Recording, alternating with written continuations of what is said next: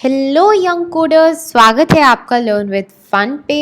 इस वीडियो के अंदर हम लोग सीखने वाले हैं कि कैसे हम लोग मैथ्स कर सकते हैं पाइथन के साथ। तो चलिए शुरू करते हैं। अगर हमें पाइथन की मदद से कुछ भी मैथ्स करनी है, कोई भी सॉल्यूशन निकालना है, तो उससे पहले हमें सीखना पड़ेगा कि ऑपरेटर्स और ऑपरेंड्स क्या होते हैं। तो चलिए यही सीखते हैं सबसे पहले। ऑपरेटर्स और ऑपरेंड्स मैं आपको सिखाऊंगी एक एग्जाम्पल के साथ। मैं आपको दे रही हूँ 3 + 4।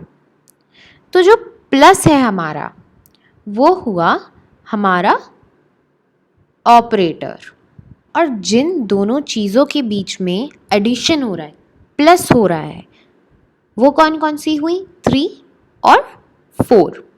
तो जो 3 और 4 हुई वो हुए हमारे ऑपरेंड। तो अब आपको समझ में आ रहा है कि क्यों इनको ऑपरेटर्स और ऑपरेंड कहा गया है। जिन चीज़ों पर ऑपरेशन होगा वो हुए हमारे ऑपरेंड। मतलब एक ऑपरेशन हमारा क्या हुआ? एडिशन। हमारा एडिशन किस पे हो रहा है? 3 और 4 पे। ऐसे काफ़ी सारे ऑपरेटर्स हैं। तो चलिए मैं आपको दिखाती हूँ कि कैसे होते हैं ऑपरेटर्स। असल में ऑपरेटर्स काफ़ी तरह के होते हैं। कंपैरिजन ऑपरेटर्स, जिनके अंदर हम लोग कंपेयर करने के लिए उनको यूज़ करते हैं। लॉजिकल ऑपरेटर्स, जिनके अंदर हम लोग लॉजिक फाइंड आउट करने की कोशिश करते हैं। पर इस वीडियो के अंदर मैं अभी आपको अरिथमेटिक ऑपरेटर्स के बारे में बताऊंगी, जिनकी मदद से हम लोग मैथमेटिकल कैलकुलेशन कर सकते हैं। आप चिंता मत करिएगा, जो लॉजिकल ऑपरेटर्स और कंपैरिजन ऑपरेटर्स हैं वो आगे के वीडियोस में बिल्कुल कवर होंगे। तो सबसे पहला ऑपरेटर हमारे पास है प्लस, और ये क्या हुआ? हमारा एडिशन का हुआ। तो एग्जाम्पल हुआ हमारा 2 + 3। तो यहाँ पे हमारा ऑपरेटर हुआ प्लस, और 2 और 3 हमारे हुए ऑपरेंड, और 2 + 3 का हमारा आउटपुट आएगा 5। ऐसे ही हमारा हुआ सब्ट्रैक्शन। सब्ट्रैक्शन का सिंबल हुआ माइनस, और 5 - 3 ऑपरेटर माइनस और ऑपरेंड 5 और 3। तो 5 - 3 इसका क्या आंसर आएगा? 2। ऐसे ही मल्टीप्लिकेशन। जब हम लोग अपनी कॉपी के अंदर मल्टीप्लिकेशन करते हैं तो हम लोग क्रॉस जैसा साइन बनाते हैं, पर जब हम लोग कंप्यूटर के अंदर मल्टीप्लिकेशन करते हैं तो हम लोग एस्ट्रिक मतलब स्टार का इस्तेमाल करते हैं। तो जब भी आप एस्ट्रिक यानी कि स्टार को देखें, इसका मतलब कि वहाँ पे मल्टीप्लिकेशन हो रही है। तो यहाँ पे क्या हो रहा है? यहाँ पे हमारा ऑपरेटर हुआ स्टार मतलब मल्टीप्लिकेशन, और ऑपरेंड्स हुए 7 और 9। तो 7 × 9 = 63। वैसे ही हमारा जो डिवीजन है, वो डिवीजन असल में हम लोग लाइन बना के ऊपर एक बिंदी और नीचे एक बिंदी लगाते हैं, पर हम कंप्यूटर के अंदर ऐसा नहीं करते हैं। कोडिंग के अंदर ऐसा नहीं होता है। कोडिंग के अंदर डिवीजन को हम लोग स्लैश से बोलते हैं। और ये जो ऐसा वाला स्लैश होता है ना, अगर आप देखो हम इंग्लिश कैसे पढ़ते हैं, लेफ़्ट से राइट पढ़ते हैं हम लोग। तो ये हम लोग लेफ़्ट से आ रहे, लेफ़्ट से आ रहे, लेफ़्ट से आ रहे, एंड ये जो स्लैश है ये ऐसा लग रहा है जैसे ये आगे की तरफ भाग रहा है। हमारे ये तो पीछे हो गया क्योंकि हम यहाँ से ही आ रहे थे और हम इधर आगे को जा रहे हैं। तो इसको हम लोग इसीलिए बोलते हैं फॉरवर्ड स्लैश। तो इसको फॉरवर्ड स्लैश बोलते हैं और डिवीजन को फॉरवर्ड स्लैश से रिप्रेजेंट करते हैं। तो 4/2 मतलब 4/2। अब ये है नोट करने वाली बात। इसका जो आउटपुट होगा ना, वो अकेला 2 नहीं होगा, वो होगा 2.0। ऐसा इसलिए क्योंकि जो डिवीजन ऑपरेटर है हमारा, वो हमेशा जो आउटपुट है हमेशा फ्लोट वैल्यू की देता है। अगला ऑपरेटर है मॉड्यूलस।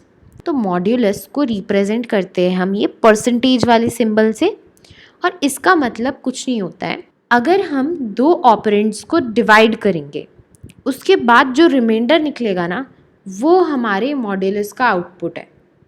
ऐसे समझ नहीं आएगा, मैं आपको एग्जाम्पल से दिखाती हूँ। अब अगर आपके पास आया 12 मॉड्यूलस, ये मॉड्यूलस का सिंबल हुआ 5, तो इसको कैसे सॉल्व करेंगे? अगर हमें खुद करना हुआ। तो ये हुआ हमारा 12 और इसको हम लोग डिवाइड करेंगे 5 से। मैंने यही बोला था कि ऑपरेंड्स को हम लोग जब डिवाइड करेंगे, तो हमने किया डिवाइड, तो 5 2 ज़ा 10, सब्ट्रैक्ट किया और आंसर आया हमारा 2। ये क्या हुआ हमारा? ये हुआ हमारा रिमाइंडर। तो जो 2 बचा हमारा वो है रिमाइंडर। मैंने बोला था कि मॉड्यूलस ऑपरेशन का आंसर क्या होता है? ऑपरेंड्स को जब डिवाइड करते हैं उसके बाद जो रिमाइंडर बचता है वो हुआ हमारा मॉड्यूलस ऑपरेशन का आंसर। तो इसका आंसर होगा हमारा 2। क्यों? क्योंकि 2 रिमाइंडर में आ रहा है, हमारा रिमाइंडर कंसिडर होगा।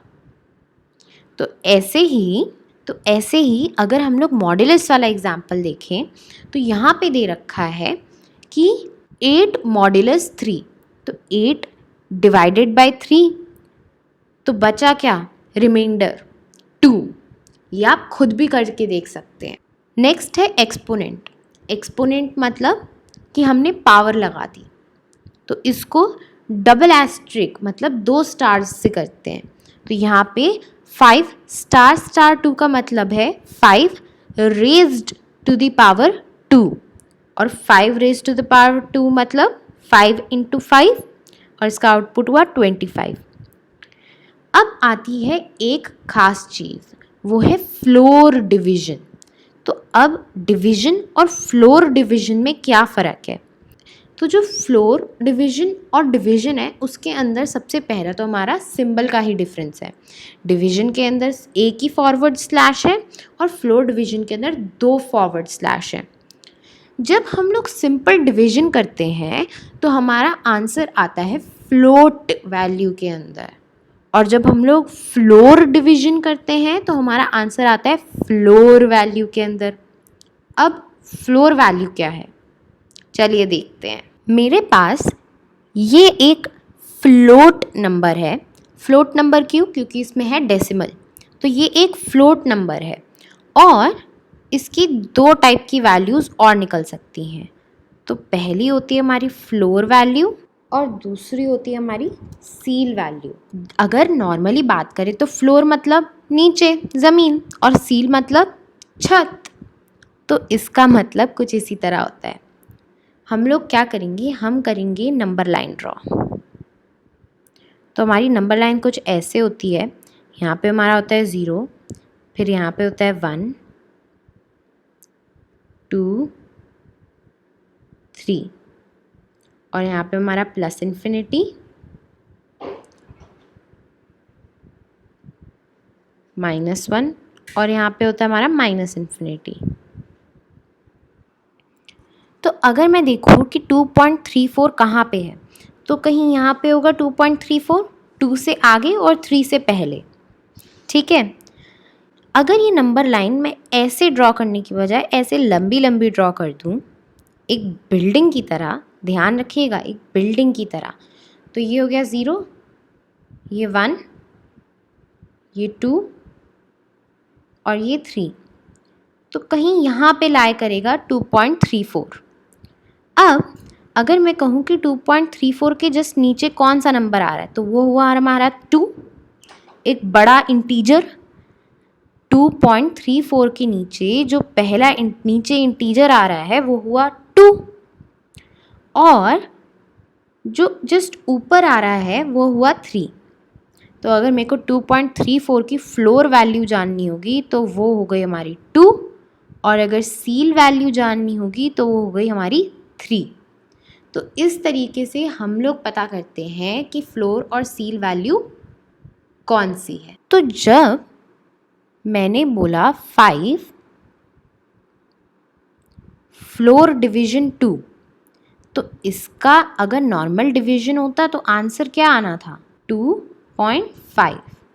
पर क्योंकि मेरे को सिर्फ और सिर्फ फ्लोर वैल्यू चूज़ करनी है, तो एक तरह से यहाँ पे आया 2, यहाँ पे आया 3 और यहाँ पे आया 2.5।